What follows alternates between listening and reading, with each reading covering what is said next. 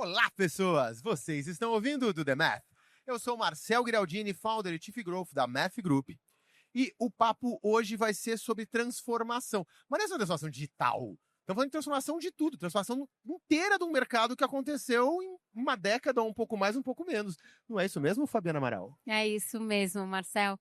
E para esse episódio, a gente está aqui com o Rodrigo Portela, diretor de crédito e cobrança, e a Matilde Silva, gerente executiva de crédito e cobrança também do Banco Randon. É um prazer receber vocês aqui no Do Math. Prazer é nosso estar aqui com vocês. Muito obrigada pelo convite. Não, prazer e obrigado pelo convite. Estamos muito felizes aqui com o tema também. Vai ser legal, estamos animados. Para começar, Rodrigo, a gente está gravando aqui especial Febrabatec, a gente sabe que o Banco Randon dispensaria apresentações, mas a gente tem muitos ouvintes também, então eu queria que você contasse um pouco o que é o Banco Randon. Tá. Então a gente é um banco, na verdade a gente está mudando um pouco esse conceito. A gente hoje tem uma denominação da Hands, né? Que é a parte de serviço da Randon. Não, então a Randon Corp hoje tem 6 verticais, são praticamente 76 anos, indo para 77 anos de história, né? É uma história muito forte. Entre as verticais, entre as 6 verticais que a gente tem uma de serviço, que é a Hands, e dentro da Hands a gente tem a parte de serviço específica financeira também, né?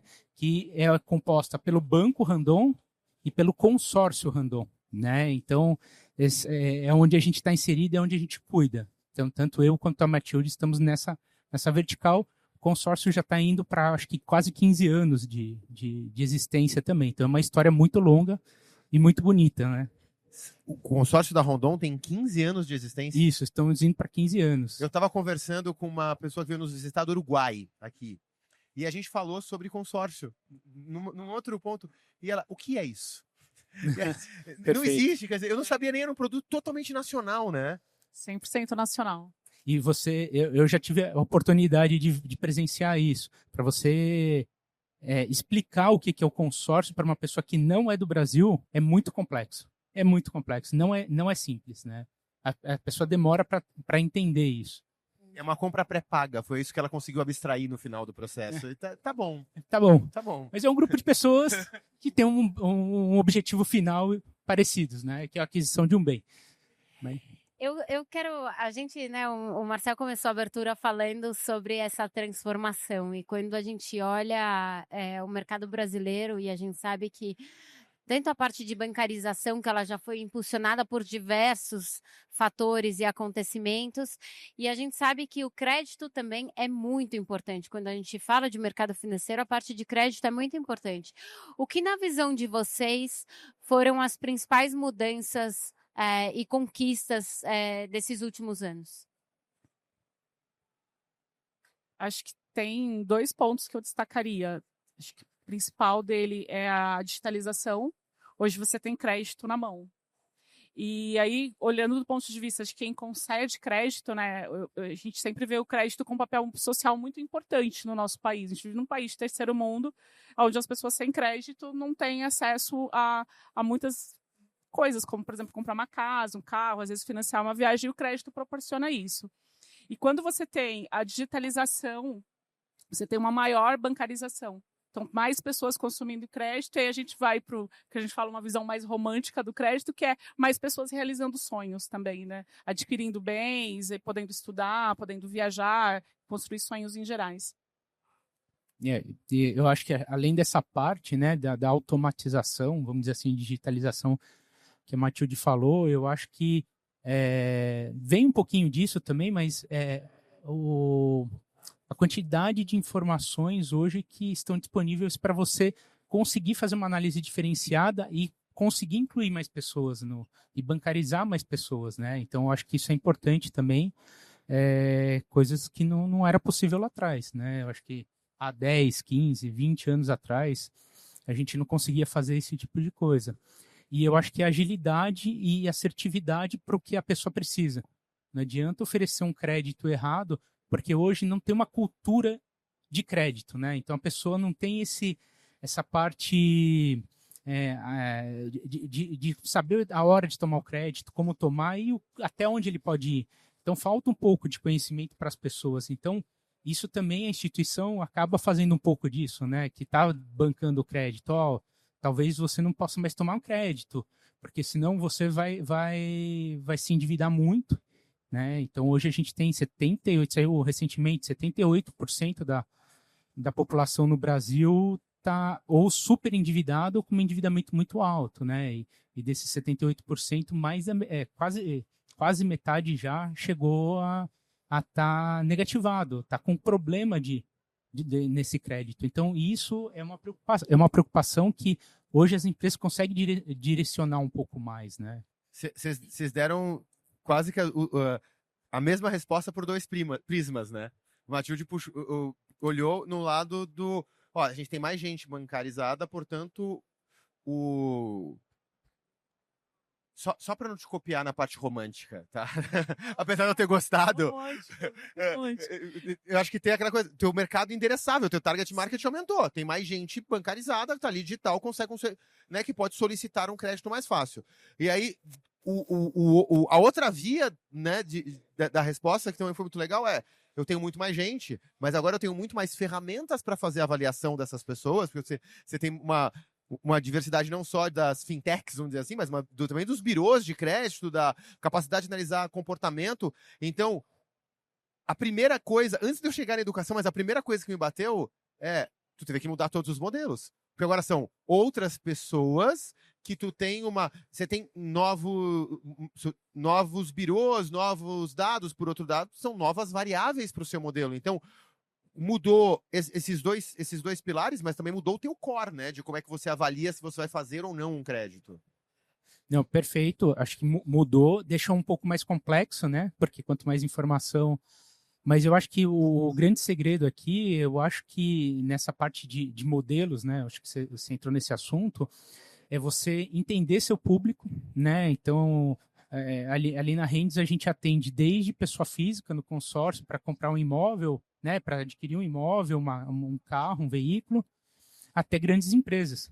Então, a gente tem uma gama muito grande do tipo de dados que eu vou analisar, como eu vou analisar. Então, são créditos totalmente diferentes. São áreas dentro da mesma área, são áreas diferentes. Então, são segmentações diferentes. E para aquele público daquela região, talvez, tem dados que performem melhor, modelos que performem melhor. Então, se torna um pouco mais complexo mesmo, que é o que você falou. Tá? E do lado da educação que vocês trouxeram, eu acho que tem... Olhando assim, com o pai de uma criança de 10 anos, é também educativo falar um pouco de não. Né? Então, o próprio não, você não pode tomar um crédito, já é educativo, mas você colocou uma visão do... Não, a gente de vez em quando tem que ajudar a pessoa a entender e tudo mais. Hoje, vocês têm a minha percepção, deixa eu arrumar isso. Né? Eu ia falar vocês têm, é muito sacanagem, é muita gente, né? Falar todo mundo é muita gente. A minha percepção é que o atendimento é bem de nicho. Ali, até pela proximidade muito forte que o próprio Rondon Corp tem com o agronegócio. E a percepção de quem está de longe é que talvez não tenha o mesmo acesso, a mesma fluidez e tudo mais. Vocês trabalham isso na ponta de educação com o cliente mais remoto ou é sempre digital? Como é que funciona isso? Não, a gente acho que tem duas vertentes. A gente tem a parte do consórcio, do que a gente chama de varejo, acaba sendo um pouco mais digital mesmo, né? Porque é um público maior, né? Mas mesmo assim, eu acho que a gente tem acho que um pouquinho dessa vertente de saber até onde a pessoa vai, né? Com os dados que a gente recebe, tudo. E quando a gente está falando de um crédito mais direcionado, talvez para o agro, talvez para um bem específico, a gente tem esse contato, né, mais próximo, a gente tem uma visita, em alguns casos, né? E isso se torna também dados, se transforma em dados para o crédito também. Então, coisas que talvez a gente não conseguisse ver numa simples aquisição de dados, uma consulta a birôs, a ver o balanço. Com uma visita, a gente pode ser até mais permissivo, entender o momento do cliente, entender o que ele tem de futuro, ou não. né? Falar, puxa, Apertar tecla SAP aqui, Fabi, porque as novas gerações talvez não tenham entendido. Quando ele falou visita, é ir até a pessoa, fisicamente, tá? Exatamente. Né? É ir lá, né? Entrar na mesa, conversar, apertar a mão. Né? É o digital de é verdade. um dos Cs do crédito, né? Que você confiar na pessoa, você ter essa capacidade da pessoa, né? É interessante porque, se a gente olhar alguns anos atrás, uns 10, 15 anos, era normal o cliente ir até uma agência e aí o gerente da agência, né, da revenda ali, ter esse contato com o cliente, né, conhecer a casa dele. À medida que a gente digitalizou para o varejo, isso ficou mais raro. Então, a gente consegue fazer toda essa visita, por exemplo, que o Rodrigo está comentando, a gente usando dados até de aplicativos, dados de comportamento do cliente, você já consegue tirar informações. Quando a gente está falando de grandes empresas, já é diferente. Eu já não tenho tanta informação em bases de dados que discriminam na mesma proporção que o varejo. E aí acaba tendo a necessidade de fazer essa visita e dessa visita a gente transformar a percepção ali do que foi capturado em dado. E aí tem um ponto interessante aqui, acho que quando a gente fala da questão da educação financeira, e aí fazendo uma relação com o consórcio. Quando a gente olha para o consórcio do varejo, é uma educação financeira da pessoa se preparando para comprar ali a casa, para comprar o carro. Quando a gente olha do ponto de vista de grandes empresas, ou de grandes investidores, ele está olhando a longo prazo, já se antecipando a um cenário de aquisição ou de crescimento dele, de bens, né? Não só na aquisição ali de um bem mais simples, como uma casa, já são proporções de crédito muito maiores. Então, de alguma forma, existe também uma educação financeira ali por trás, e aí para a gente, o importante a gente tem que saber até onde também é a capacidade do cliente, porque às vezes ele acha que pode ir até um ponto e a gente não pode ir além do que realmente a gente está identificando ali com os dados ou com a visita do que seria a capacidade financeira dele. Matilde, é super interessante essa forma que você colocou, porque justamente estava fazendo a história na minha cabeça, né? Num momento que a gente tinha uma relação muito pessoal, digamos assim, com o gerente, e era muito claro que já tinham dados, né? Dados não são de agora, mas era muito uma percepção ali pautada também em cima do relacionamento daquele gerente com aquela pessoa, com aquela empresa, etc. Tal. E agora a gente está falando de uma imensidão de dados, né, que te permite tomar as decisões e, ao mesmo tempo, também existe um contexto de pressão. Então, eu queria saber como que vocês lidam entre o liberar, principalmente quando a gente está falando de crédito, liberar esse crédito versus esse analisar bem antes de fazer isso, se existe uma tensão ou se é mais um consenso, sabe? Já algo que já está mais estabelecido, assim, ou se ainda tem, eu digo, a pressão mais no quesito comercial, sabe? Sempre tem. não, e sempre vai ter. Eu acho que são dois pontos. Eu brinco que hoje não tem mais espaço para o comercial que não pense no risco, não pense na parte arriscada do crédito, e não tem área de crédito que também não pense no resultado. Não adianta ter eu negar tudo e não ter o resultado no final. No final, a gente é uma empresa, a gente precisa ter resultado, a gente precisa ter lucro. Então, acho que tem os dois pontos, tem que chegar no consenso, né? Existe discussões, normalmente são raras hoje, às vezes, que se tem uma divergência, mas quando tem, a gente senta, discute, principalmente quando a gente está falando de valores maiores, né? Valores mais elevados. Quando é mais automático, já não acontece talvez muito disso, porque é uma política mais certinha, é preto no branco, né? Então acaba sendo alguma coisa assim, ó, tô aceitando, beleza, então acontece muito isso, tá? Mas é algo que foi construído, não foi da noite para o dia, né? Foi algo que, para a gente, né, que está do outro lado, em crédito, de repente, uma enxurrada de dados para avaliar. E aí a gente trabalhando informações para tomar decisões em cima desses dados. E aí, para o comercial, é tudo muito novo, porque de repente ele tinha ali uma pessoa que ele podia ir negociar e agora ele tem um robô, por exemplo, fazendo a tomada de decisão. Então, teve também dentro desse processo, quando a gente vai falando que mudou, não foi o comportamento só do consumidor, mas também da forma de se trabalhar. E talvez tenha menos brigas ou discussões, porque também tem esse consenso de que o dado veio para agregar. A gente ficou muito mais assertivo. A gente consegue liberar crédito numa segurança muito maior hoje. E veio crescendo com essa onda dos dados chegando para a gente. Tem uma coisa que é muito legal que você falou agora, que é a gente aprendeu e segue aprendendo, assim, né? Não era uma coisa que foi construída da noite para o dia.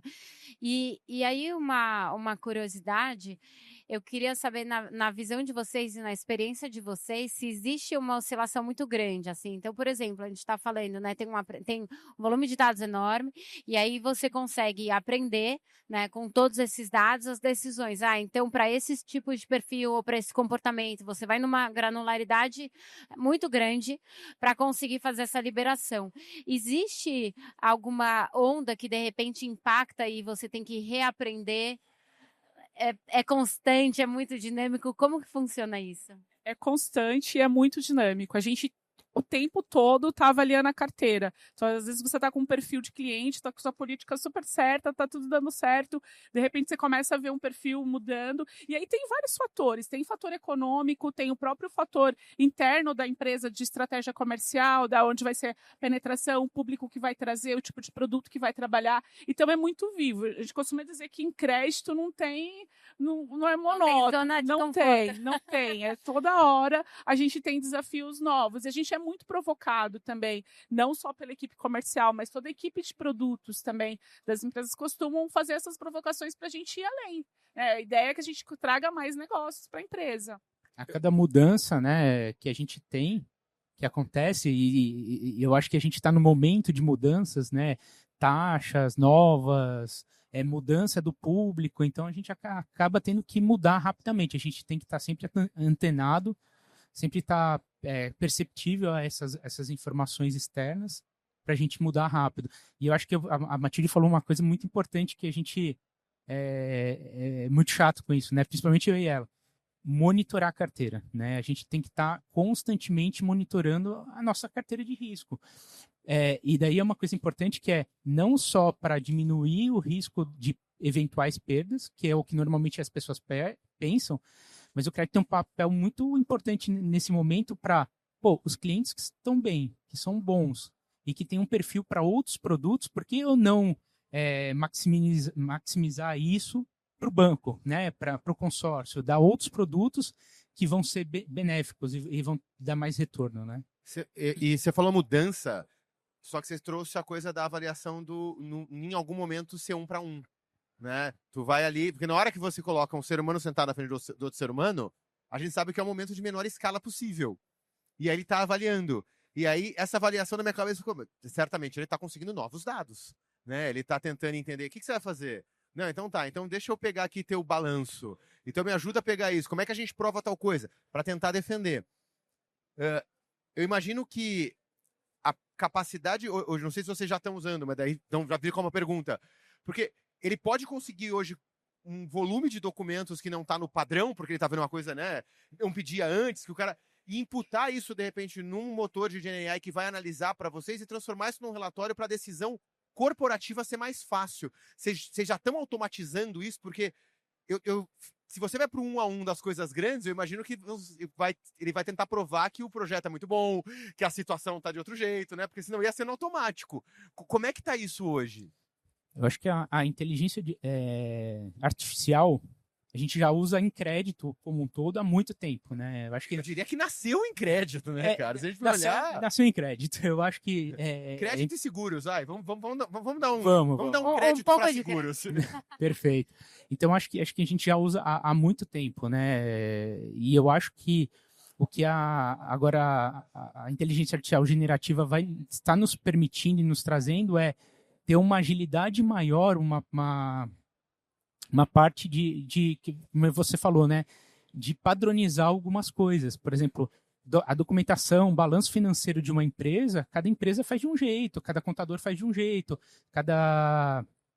e é enviado. Então pode ser PDF, a gente brinca, PDF, Excel, pedaço de papel de pão, enfim, na mão. Então a gente já consegue ter uma padronização um pouco melhor. E eu acho que mais que isso, né? A padronização por si só é muito pouco, né? Eu acho que já ter insights importantes para o analista já vir mais preparado, né? Então o analista já vai naquele ponto, já vai saber que aquele ponto. Então a gente já está conseguindo ter ganhos nessa maneira. Então próprio o cadastro da empresa, né? A própria documentação de cadastro que a gente recebe das empresas também vem de maneiras diferentes. Então a gente consegue analisar e tirar informação de lá, padronizar, pôr em banco de dados. Tá? Então acho que a gente tem um ganho já para o analista de uma análise de crédito um pouco maior, trazer algo mais estruturado e um pouco mais pronto, e que se perdia muito tempo operacional fazendo isso. Né? Tá falando você consegue reduzir o tempo operacional porque ele ia perder muito tempo organizar os documentos de tal forma que ele podia olhar, mas eu trouxe um lugar de insights e coisas que ele poderia olhar. Então, tu tá falando que ao mesmo tempo num processo tu tá conseguindo ter mais eficiência e mais eficácia, vamos dizer assim. Ele tá fazendo mais rápido e melhor, é isso? Mais rápido e melhor. Eu acho que mais rápido é o ganho mais palpável, né? Mas o melhor também porque ele já vem com insights, lugares, pontos. Ó, analisa isso aqui. Esse número aqui, o caixa tá baixo, não tá fechando. Ah, puxa, ele não tá tendo lucro. Então a gente já consegue ter um direcionamento muito assertivo com isso. Para que o analista vá e foque nesses pontos. Quando a gente está falando não só de mercado financeiro, né, mas especialmente quando a gente fala de crédito também, existe uma tentativa incessante de fraude, né? E eu queria saber, na visão de vocês, o que vocês enxergam que... A gente sabe que todos os bancos, principalmente nesse quesito de risco, de fraude, trabalha muito, quase que em conjunto, no sentido de uma coisa importante para todo mundo, né? Não é para uma empresa específica. Como vocês... quais são as vulnerabilidades que vocês entendem hoje que é crítica e até agora, né, recentemente, com toda essa parte de GenAI, que a gente sabe que essas coisas também, os tipos de golpe, eles também evoluem, assim. Como é isso na visão de vocês? A questão da fraude é uma luta, né? É a gente tentando fechar a porta e o fraudador também tentando abrir. Sempre vai, eu acho assim, é um cenário que não tende a melhorar. O que tende é a gente cada vez profissionalizar mais essa questão do risco de fraude.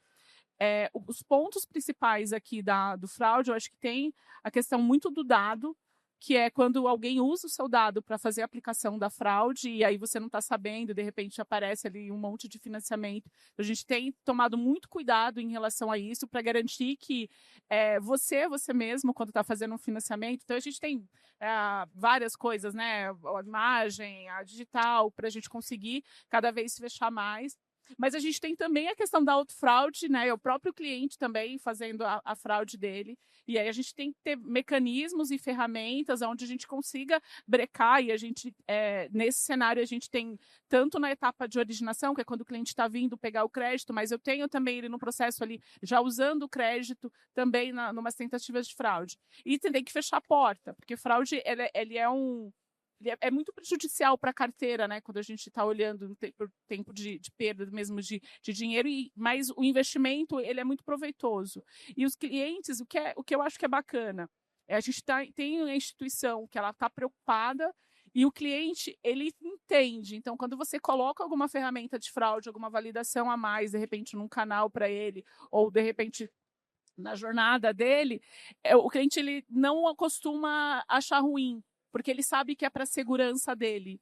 E isso veio também crescendo na nossa cultura, porque a gente não tinha isso. Ah, mas por que querem tirar uma foto do meu rosto? Por que eu tenho que colocar digital? E isso veio construindo também ao longo do tempo. E que deu também para a gente, em crédito, uma flexibilidade maior de crédito, porque eu tenho certeza que eu estou realmente concedendo crédito para a pessoa que está vindo pedir, por exemplo.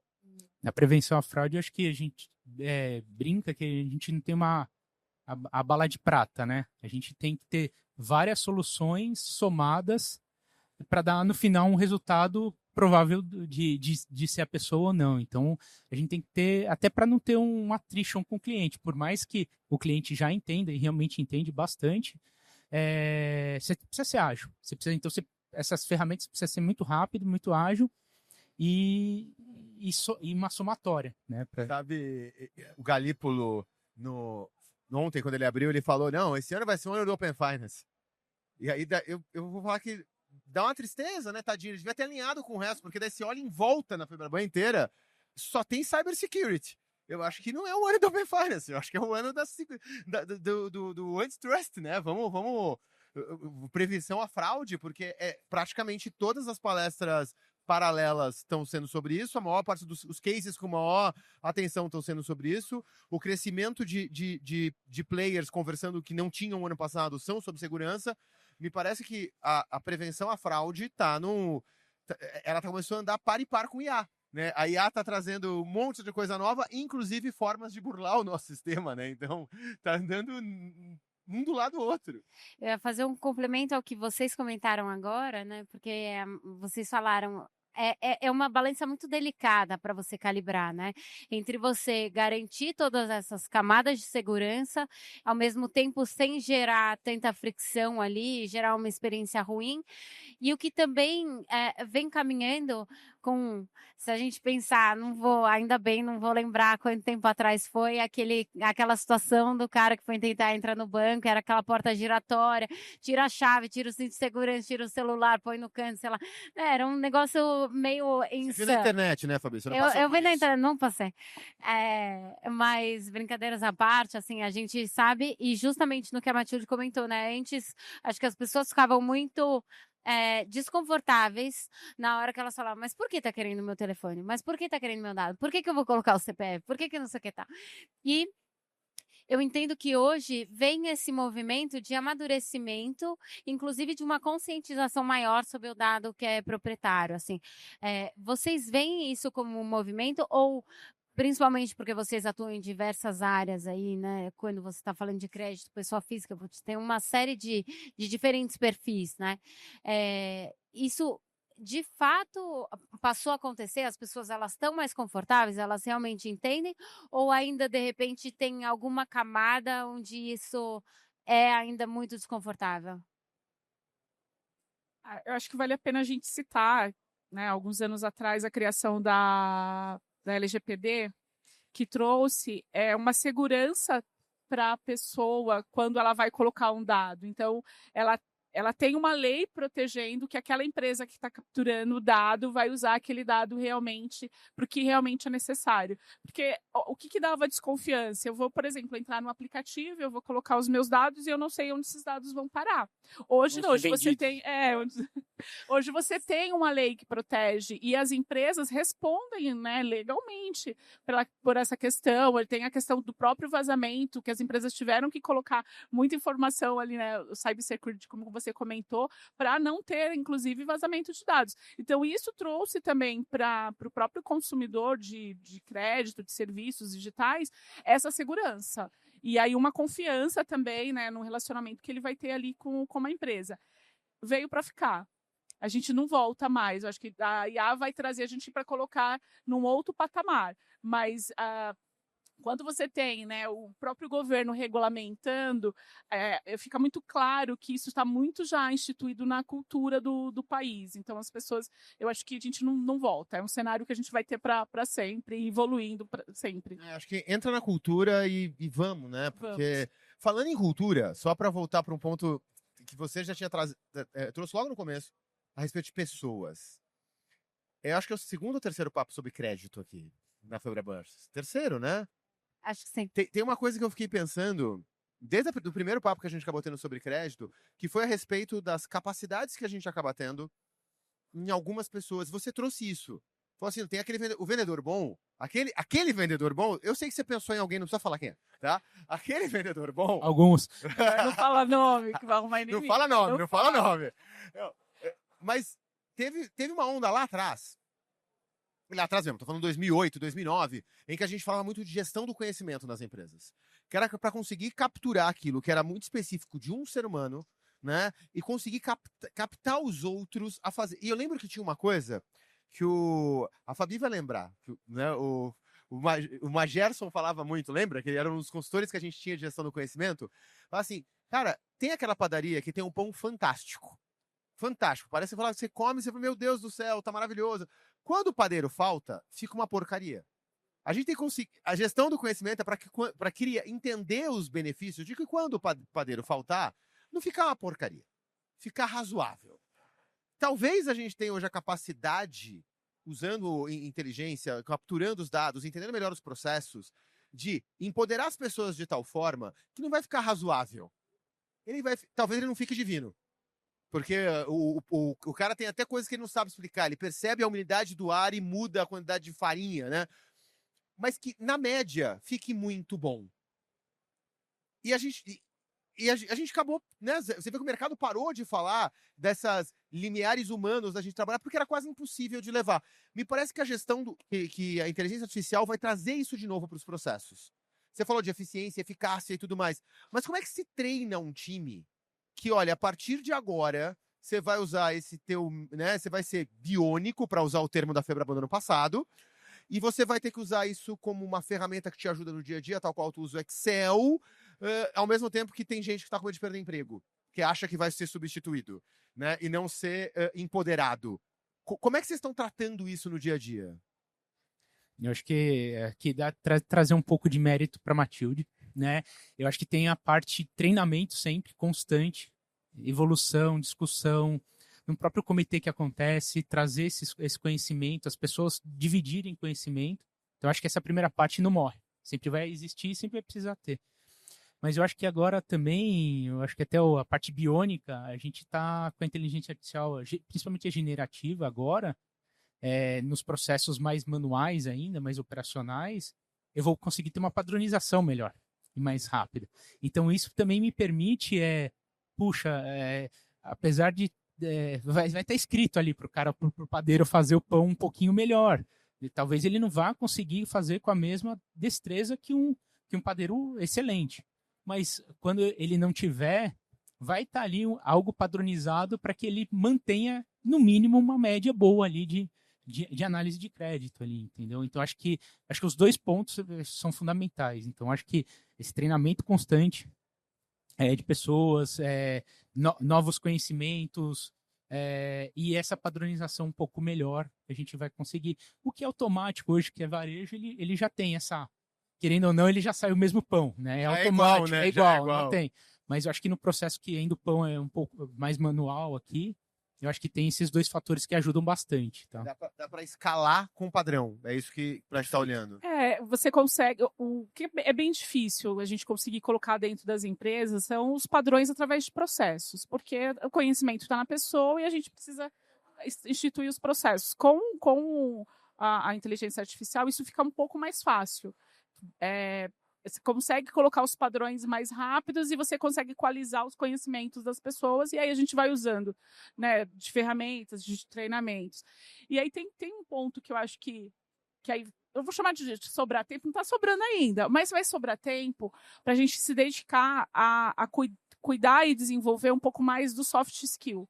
Então, você vai ter o vendedor que ele vende muito, ele é muito bom vendedor, mas ele também tem um soft skill ali de relacionamento com a equipe de crédito, onde ele consegue absorver um conhecimento e compartilhar isso de uma outra forma. Você tem, por exemplo, vou fazer o contrário, né? Vamos falar aqui do nosso time. A gente tem uma equipe de crédito que eu consigo, à medida em que eu tenho os processos mais padronizados, a gente tenha mais tempo para a gente poder discutir sobre negócio, para eu desenvolver uma habilidade um pouco mais comercial do ponto de vista de crédito, ainda que olhando o risco. Relacionamentos, eu acho que... E é isso que eu acho que a inteligência artificial ainda, né? Daqui 10 anos a gente volta a conversar, mas eu acho que a inteligência artificial lá não vai tirar essa capacidade que o ser humano tem de relacionamento e de percepção das coisas e de trazer essa visão, de propor melhorias dessa percepção não tão óbvia quanto do dado ali que a inteligência artificial faz. E é constante, né? Desenvolver a equipe, ela... É um trabalho que não tem fim. Você acha que você chegou num patamar e você fala, não, agora eu vou além, porque o ser humano não tem limite, né? A gente hoje está muito impressionado com a inteligência artificial, mas se a gente fizer uma relação com o ser humano, ele é muito mais potente do ponto de vista de capacidade de ir além. Então, como gestão, é um desafio e, assim, é eterno para a gente. Falando em desafios futuros, eu queria saber na visão, assim, do que vocês estão olhando hoje, né? A gente sabe que a GenAI, ela veio e ela resolveu, acelerou e apoiou muito na resolução de alguns tipos de problema. Tem algum ponto que vocês entendem que ainda é um gargalo ou, assim, algum desafio que, olhando principalmente para essa camada de crédito onde vocês estão inseridos, que assim, ainda é uma barreira a ser superada? Tem algo que vocês enxergam, não no futuro, daqui a 10 anos, estou falando assim, nesse momento, puxa, surgiu o GenAI, resolveu uma série de problemas, mas a gente está enxergando que talvez daqui a pouco a gente tenha esse gargalo. Tem algum ponto? Eu acho que não é exatamente um problema, eu acho que faz parte desse processo de evolução. Eu acho que nós, como pessoas, né, não só como profissionais, como é que eu uso isso no meu dia a dia? Como é que eu otimizo? Porque a nossa atenção, o nosso tempo, ele é disputado 24 horas. Então, como é que eu uso essa ferramenta para otimizar um pouco mais o meu tempo como pessoa, e isso vai expandir também como profissional, como aluno, enfim, diversas pessoas que a gente tem aí ao longo do dia. Mas eu acho que a gente está nesse exato momento, primeiro para tirar o medo que vocês comentaram, porque vão tirar meu emprego. Se a gente conseguir já entender do básico, que é como eu uso isso no meu dia a dia, você consegue ir expandindo isso também para o teu lado profissional. Para mim, né, é uma opinião assim, bem pessoal, a gente está nessa fase. Ela está muito além, então você tem gente muito especializada, mas a grande massa ainda não conseguiu entender o quanto que isso vai otimizar o nosso dia a dia, não só profissionalmente falando. É a questão do antigo inglês, né? Do antigo MBA que você precisava ter. Agora você precisa ter mais um conhecimento, né? Não tem jeito. Só mais um, né? Mas só mais um. Só mais um. Vamos dizer que até o inglês ele vai superar, né? Com as novas capacidades, a pessoa já tem uma tradução simultânea de uma reunião, enfim. Então, acho que vem para ajudar em todos os aspectos, né? Tô louco para testar um desses fones novos, ainda não testei. Ah, Tanto da Samsung quanto da Apple estão prometendo a tradução do próprio Google, né? O do Google no Meeting, né? Tá prometendo. Perfeito. Eu não testei ainda, tô louco para testar. Falando em testar, a Fabi perguntou sobre as barreiras de GenAI e tudo mais. Mas a gente hoje acabou, né? Estamos no final do segundo dia aqui de Febraban. Se falou muito em Open Banking, se falou muito do Drex. A gente começou a ver a parte lá eu esqueci como é que fala, dos cartórios. Ai, rapaz, a B3 acabou de falar. Das duplicatas. Esqueci. As partes das duplicatas também vão entrar no novo produto aí que o Bacen tá mandando. O que vocês estão vendo no futuro do crédito, especificamente? Mercado de crédito. Quais são as inovações que estão batendo a porta? Bom, acho que o que a gente já falou até agora, né, de inteligência artificial, generativa, mas eu acho que muito produtos com mais agilidade e menos carga de taxa, né? Eu acho que a gente vem buscando, acho que como crédito e como instituição financeira, eu acho que todas estão muito focadas nisso, hoje a gente tem uma carga no crédito muito pesada, seja imposto, então a gente tem hoje achar mecanismos que a gente consiga fazer essa redução, né, de ter menos taxa e conseguir ter um crédito mais acessível, mais barato, e com retorno bom também para a instituição financeira, né? Então, eu acho que isso é uma coisa importante. Eu, pessoalmente, estou focado bastante nisso. Então, você ter... E recentemente a gente teve agora a mudança de IOF, e isso pesa muito, né? E já está com uma taxa de juros muito alta, mais um IOF, eu não posso travar o mercado, eu não posso travar o Brasil, né? Então, eu tenho que achar mecanismo, achar formas que eu consiga reduzir isso e levar para o público final um acesso melhor ao crédito, com uma taxa melhor. Tá? Acho que talvez um pouquinho disso. Eu vou fazer uma aposta aqui.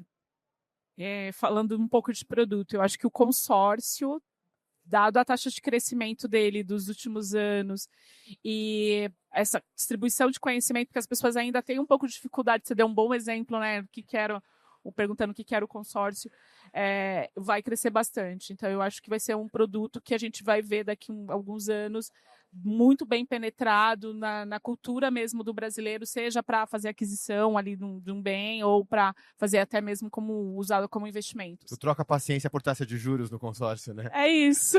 Perfeito. Olha, a gente iria mais longe, né, Marcel?